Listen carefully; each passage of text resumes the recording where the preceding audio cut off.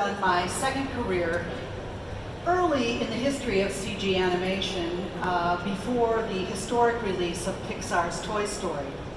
My first career was in Chicago and New York, where I worked as a production stage manager for live theatrical events and as the managing director of the International Theater Festival of Chicago. So I was in Chicago when I received a call from a friend at Disney, because it turned out that Disney Studios wanted a dinosaur movie and they wanted a CG studio. I asked, what's a CG?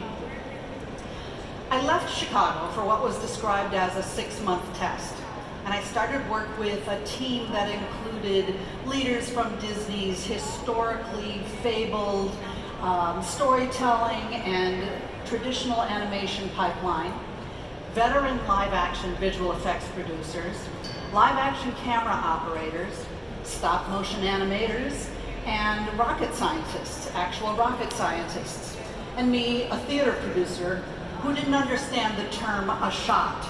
I had to sneak into the ladies' room to ask a friend if a shot was the same thing as a scene in the theater, and it isn't.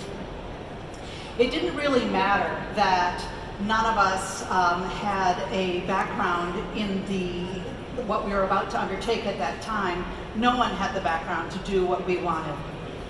I remember that Jurassic Park was considered miraculous because it had a whopping 83 visual effects shots. And people said our movie couldn't be done because it had almost 1,300 shots. I'm sure we achieved the success of even releasing the movie at the time because we didn't understand the challenges that a production period would bring. And then my 6-month test turned into a 6-year production period, and I got my first theatrical producing credit on Walt Disney's Dinosaur.